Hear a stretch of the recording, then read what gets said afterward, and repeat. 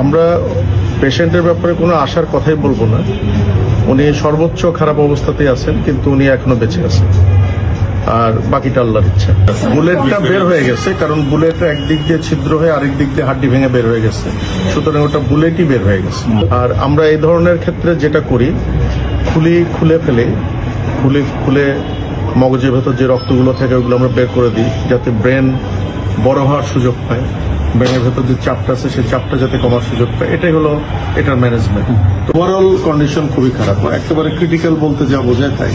ওনার ব্যাপারে আমরা কোনো আশার কথা বলবো না। আমরা যখন অপারেশন করার জন্য প্ল্যান করতেছি, তখন ওনার ভাই, উনি বুলেট প্রুফের সময় ওনার সাথে ছিলেন, উনি কিন্তু বলছিলেন যে বেঁচে নাই, তারপর আপনারা করেন। কিন্তু আমরা কিন্তু আশা ছাড়ি নাই, তার সাইন অফ লাইফ কিন্তু ছিল। এবং অপারেশনের ভেতরেও কিন্তু আমাদের অ্যানেস্থেশিয়ার স্যাররা যারা ছিলেন ওনারা কিন্তু বলছেন যে পেশেন্টের এফোর্ট আছে। এফোর্ট মানে নিজস্ব শ্বাস প্রশ্বাসের যে শক্তি যেটা। তো উনি এখনো কিন্তু উনি বেঁচে আছেন, কিন্তু এর মধ্যে উনি 2 বার কার্ডিয়াক অ্যারেস্ট, ওনার ব্লাড লস হয়েছে প্রচুর, ওনার নাক দিয়ে মুখ দিয়েও ব্লিডিং শুরু হয়েছিল লাস্টের দিকে আমরা ওটি কমপ্লিট করার পর।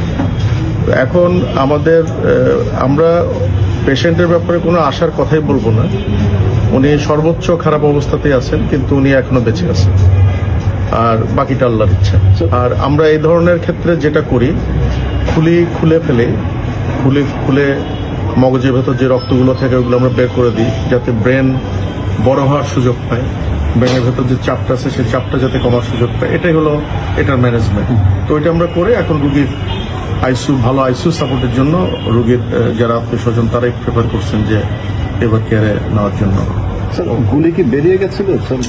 মোস্ট প্রবাবলি আমরা এত হারিনেসের মধ্যে, কারণ বুলেট যদি ভেতরে থেকেও যায়, ধরে নিলাম যে বুলেট ভেতরে মগজের ভেতরে আছে, ওটা একদম মগজের সেন্টার পয়েন্টে, ওখানে অ্যাপ্রোচ করার কোনো প্রয়োজন নাই, ওটা করা হয় না। মানে বুলেটটা বের হয়ে গেছে, কারণ বুলেট একদিক দিয়ে ছিদ্র হয়ে আরেক দিক দিয়ে হাড্ডি ভেঙে বের হয়ে গেছে, সুতরাং ওটা বুলেটই বের হয়ে গেছে আমরা ধরে নিতে পারি। কিন্তু বুলেটের কিছু ফ্র্যাগমেন্ট ব্রেনের ভেতর থেকে গেছে, সেটা আমরা যখন অপারেশন করছি কিছু ফ্র্যাগমেন্ট আমরা পেয়েছি, ওগুলো আমরা সংরক্ষণ করছি, খুব ছোট ছোট ফ্র্যাগমেন্ট।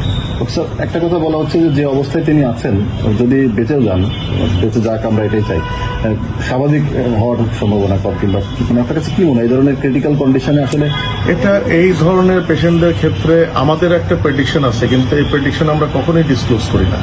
আপনি এটা আমার কাছে জানতে চান না, রোগীর অবস্থা খারাপ। Thank you.